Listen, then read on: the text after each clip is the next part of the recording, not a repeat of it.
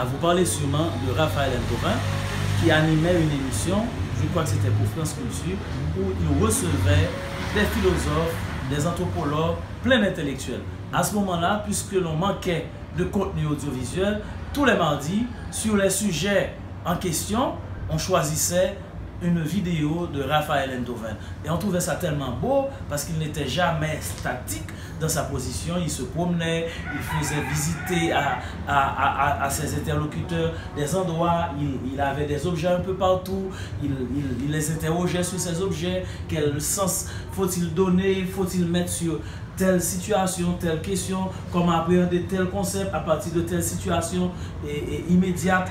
On a trouvé ça tellement beau et on s'en est inspiré. Bon, évidemment, à un moment donné, notamment lorsqu'on a commencé à collaborer avec la RTVC, on est devenu quand même une institution qui dispose d'une banque de données audiovisuelles.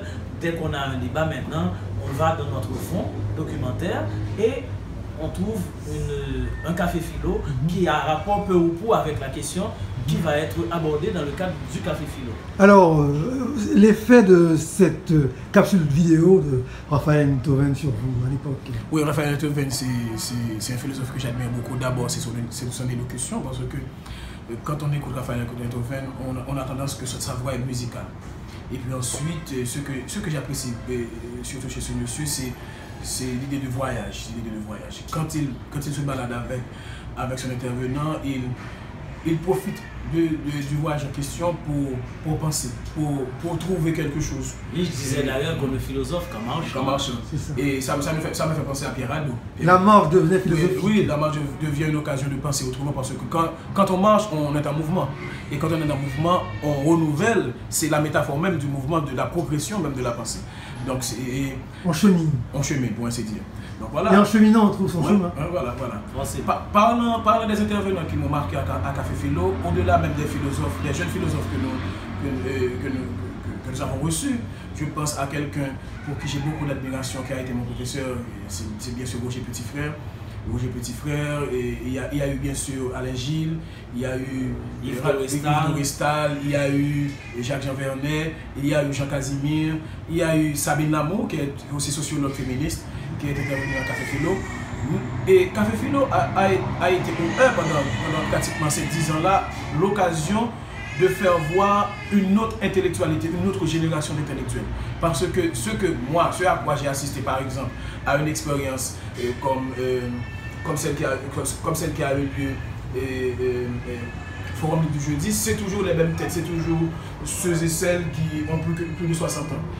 Café Philo est cette occasion qui promeut l'ouverture. Parce qu'il n'y a pas que Jean Casimir, il n'y a pas que Michel Wolf-Trouillot, il y a aussi Sabine Lamour, il y a aussi Dorvilliers, il y a aussi Georges Lucien, etc.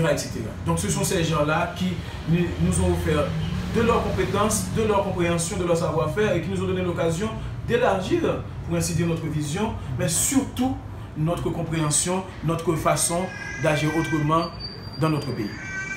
De notre patrimoine culturel, on pourrait dire qu'il n'y a pas vraiment beaucoup de philosophes en Haïti, c'est-à-dire qui ont une statue de philosophe. Mais est-ce que vous ne voyez pas que dans nos romans, par exemple, les romans d'Haïti, c'est-à-dire, je parle, depuis que nous écrivons, depuis qu'il y a le roman en Haïti, quoi, des romanciers ou autres, et jusqu'à aujourd'hui, il y a une philosophie qui pourrait traverser. Oui, alors, puisque tu me poses la question directement, je crois que cette question-là me ramène à une question, à mon avis, plus fondamentale. Comment se déploie la pensée haïtienne? À mon avis, il y a, et je reprends les propos de Ralph, puisque c'est sa thèse, et il pense, et je pense qu'à ce niveau-là, il a tout à fait raison, je pense qu'il y a 3 formes de déploiement dans la pensée haïtienne. Il y a bien sûr la figure d'historien qui est la figure dominante, j'ai envie de dire hégémonique. Il y a la figure du littéraire, que nous connaissons avec les romanciers, avec les écrivains, avec les poètes. Et il y a une figure relativement récente qui a émergé pratiquement au cours des années 30, mais notamment au cours des années 50, c'est la figure de l'ethnologue qui va donner naissance à la figure de sociologue, avec tous les avatars que nous connaissons, le géographe, etc. Maintenant, pour revenir plus spécifiquement à la question que tu viens de m'adresser, à savoir, est-ce qu'on ne peut pas trouver de la philosophie dans le roman? Dans le roman haïtien. Dans le roman haïtien. Je ne crois pas pour ma part, je crois par contre qu'il y a un souci de dire Haïti dans les romans. Il y a probablement, certainement, certains diront qu'il y a une philosophie, mais la façon dont cela s'est déployé en Occident avec Descartes, avec Rousseau, avec Hegel, avec Heidegger, etc., ce n'est pas de cette manière-là que cela s'est exprimé dans notre cas. Nous avons toujours eu, parce que nous, pour reprendre le Dorismond, enfin, en tant que nous sommes meurtris, en tant que en tant que notre corps est mutilé, et bien notre pensée se déploie tout autant. Et nous sommes tributaires de cette histoire-là, de cette histoire coloniale, et on ne peut pas parler de pensée haïtienne sans introduire, sans revendiquer et cette colonialité, sinon on se fourvoierait. Ok, la même question est pour vous, Ralph. Est-ce que vous voyez, vous décelez un tant soit peu de philosophes et chez certains de nos romanciers? C'est une question difficile dans la mesure où, comme je le disais au début, on ne sait jamais où on peut rencontrer ou pas la philosophie. On ne sait même pas forcément ce que c'est que la philosophie.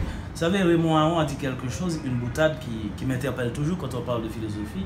Il disait que les philosophes, les sociologues ne s'attendent que sur un point, la difficulté de définir la sociologie. Je pense qu'il en est ainsi également pour la philosophie. Pour ma part, personnellement, j'ai toujours tendance à considérer que la littérature n'est pas un lieu parlant au sens strict du terme, n'est pas un lieu qui peut faire que l'on revendique une identité, par exemple une identité d'écrivain. Je considère que la littérature, l'art dans l'ensemble, les beaux-arts, nous échappe, que ce n'est pas un étang sous la main, ce n'est pas quelque chose dont on peut réellement parler, dont on peut effectivement parler, comme s'il s'agissait de quelque chose que nous maîtriserions. Il n'empêche, je pense qu'il y a des tentatives qui essaient de montrer que des fois la philosophie et la littérature se tiennent la main. Je pense par exemple à Philippe Sabot qui a fait un texte magnifique sur cette question.